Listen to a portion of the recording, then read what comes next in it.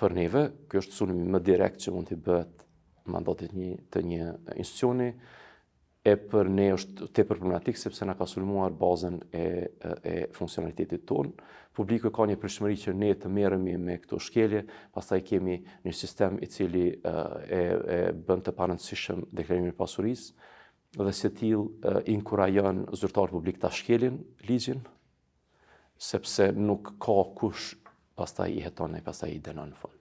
Kjo është një e vërtet e hidhur, cilën nuk kam dëshirë ta them, po këtë e kam thënë direkt te takimit që kam pasur me këta bartës të institucioneve dhe rrëdhëmisht tashmë pas çka ka qenë përgjigje atyre? Përgjigje nuk ka pasur. Fillimisht ka pasur që nuk është e mundshme të jetë kjo, kur i dërguar dëshmit ka pasur një heshtje.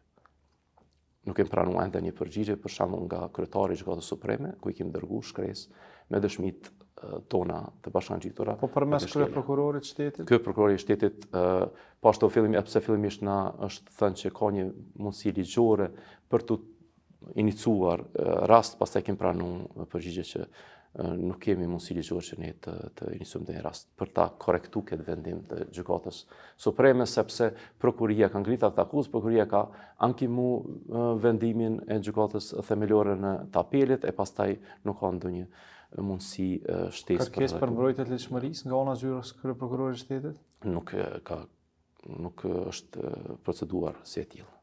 Do të neve tashmë jemi po besoj jo mirë vetëm në këtë aspekt, edhe jemi duke i trajtu të ishë pa se si janë mundësit që trajtu, kjo për shumë vështirë që ne të kemi një zgjidhje ligjore, kur institucionet e drejtësisë nuk reagojnë.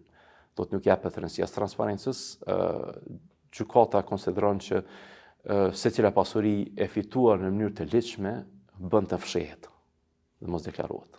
Për këtë është mirë që edhe Këshilli Gjyqësor, por Gjykata Supreme ta japë një opinion edhe publik, do thotë sipas vendimit të Gjykatës Supreme, në qoftë se një pasuri është e fituar në mënyrë të ligjshme, edhe në qoftë se nuk deklarohet, nuk është problem.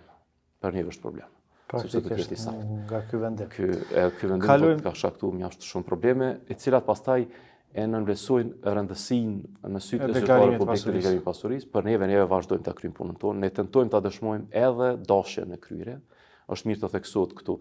Në të kaluarën, zyrtari publik nuk ka pasur mundësi ta përmirësoj deklarimin e vet. Tashmë, ligji i ri dhe agjencia e krijon mekanizmin, nëse se një zyrtar publik ka deklaruar pasurinë pas publikimit, ne i dërgojmë një njoftim ku i tregojmë në afatin 30 ditë, rishikoni edhe një herë, nëse keni gabime mund ta përmirësoni. Për ne mosveprimi i zyrtarit për ta përmirësuar deklarimin e pasurisë e kënaq kërkesën ligjore për dashjen e kryer e asaj vepre penale, sepse nuk ka mënyrë tjetër të dashjes. E pastaj kemi edhe vendime, edhe mbyllje të rasteve që janë goxha çesharake, nëse hulumtohen, kemi zyrtarë të lartë publik, të cilët arsyetimi i mbylljes së rastit për ta është edhe pse ata janë jurist, thotë mos kuptimi i obligimeve ligjore, edhe rrëdhëmisht thotë lirim nga përgjegjësia, që janë arsyetime goxha për neve janë çesharake.